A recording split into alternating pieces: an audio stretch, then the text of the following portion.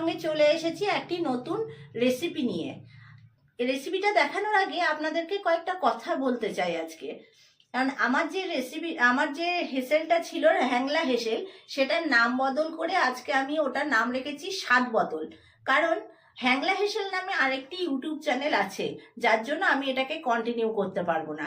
তাই আপনারা আমাদের সাথে থাকুন স্বাদ বদলে, আর আমার রেসিপিগুলো দেখতে থাকুন। আমি আজকে বানাবো ইলিশ মাছ ভাপা বেগুন দিয়ে, তার সঙ্গে আরো একটি বানাবো একই সঙ্গে পনির ভাপা। দেখুন, গ্যাসটা অন করে নিলাম, কড়াইয়ের মধ্যে একটু সর্ষের তেল দেব বেগুনটা ভেজে নেওয়ার জন্য।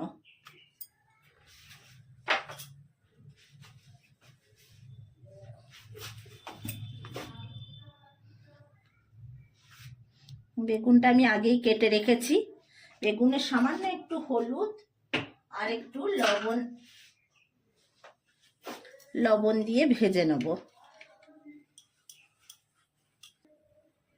তেলটা গরম হয়ে গেছে, তেলের মধ্যে বেগুনটা দিয়ে দিচ্ছি।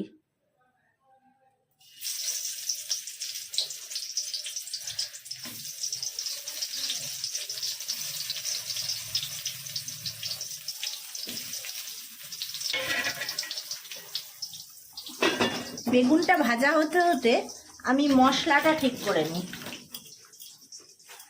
আমি এটার মধ্যে মিক্সিতে একটু পোস্ত, সর্ষে, কাঁচা লঙ্কা আর একটু দই দিয়ে আগে থাকতেই পেস্ট করে রেখেছি, ওটা একটা বাটির মধ্যে নিয়ে নিলাম।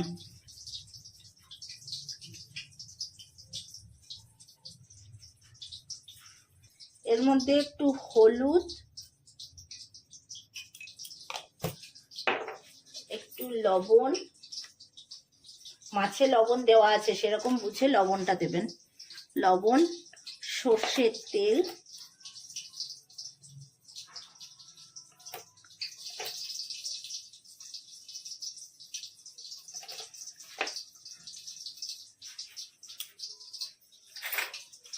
ভালো করে এটাকে একটু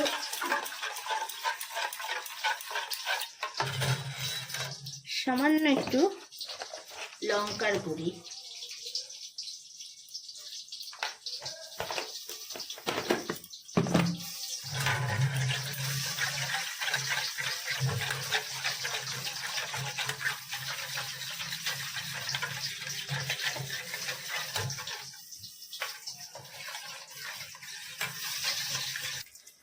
বেগুনটা ভাজা হয়ে গেছে, এবার আমি তুলে নিচ্ছি।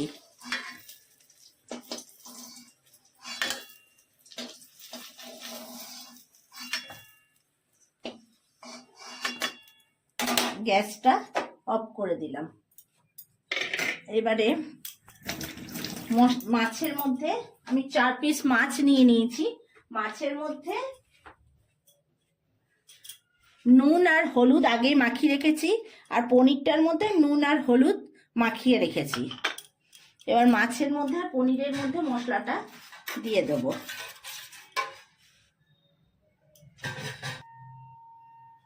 পনিরটাকে আমি এই বাটিতে তুলে নিচ্ছি, টিফিন বাটির মধ্যে একটা ছোট্ট।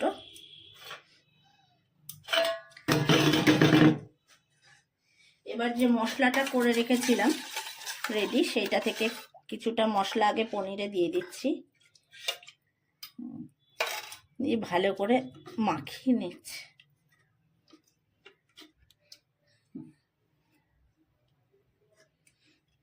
আর বাকি মশলাটার মধ্যে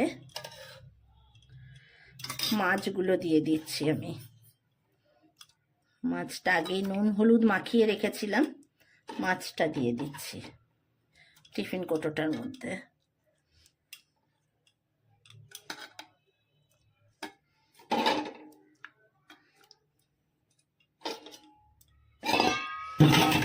বেগুনটাও সাইডে দিয়ে দিলাম।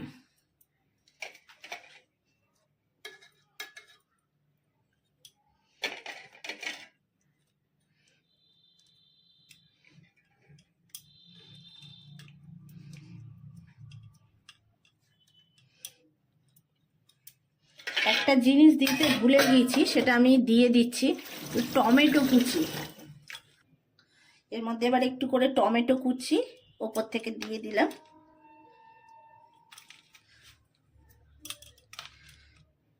আর একটু কাঁচা লঙ্কা,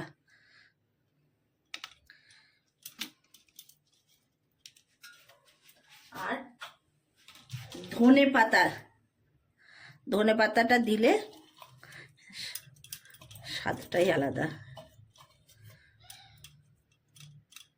আমার কাটা ছিল না, কেটে নিয়ে এলাম বলে একটু দেরি হয়ে গেল।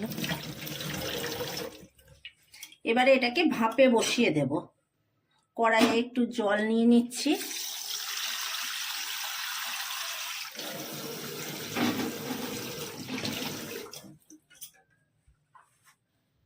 গ্যাসটা অন করে দিলাম।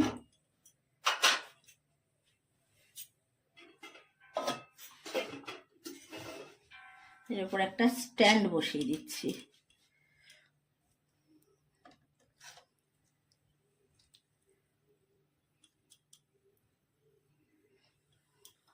মাছের বাটিটা প্রথমে দিয়ে দিচ্ছি।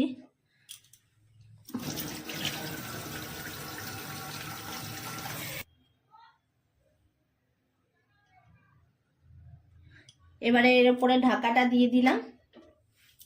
এবারে পনিরটাকেও একই সঙ্গে যেহেতু করে নেব, তাই পনিরটাকেও একইভাবেই এইটার ওপরে বসিয়ে দেব। এটার ওপরে বসিয়ে ঢাকাটা লাগিয়ে দেব।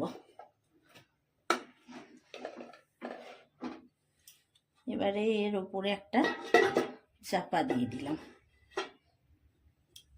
20 মিনিট এটা আস্তে আস্তে আঁচে হবে। 20 মিনিট পর আপনাদেরকে দেখাচ্ছি। 20 মিনিট পর ফিরে এলাম। ঢাকাটা খুলে দেখি কি অবস্থা। হয়ে গেছে। গ্যাসটা বন্ধ করে দিই। প্রচণ্ড গরম আছে, একটু সাবধানে নামাতে হবে। আমি একটা কাপড় নিয়ে আমি পনিরটা নামিয়ে নিচ্ছি। তারপরে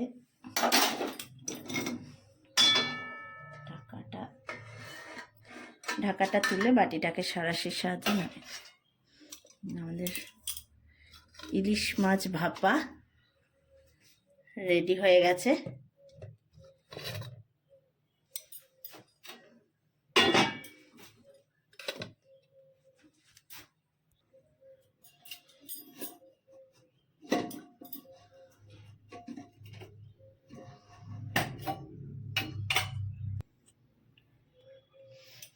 আমাদের ইলিশ মাছ ভাপা, পনির ভাপা দুটোই রেডি হয়ে গেছে। আমার রেসিপি আজকের মতো শেষ। আপনারা ট্রাই করে দেখবেন কেমন লাগে। ভালো লাগলে লাইক, শেয়ার এবং সাবস্ক্রাইব করে দেবেন। নমস্কার।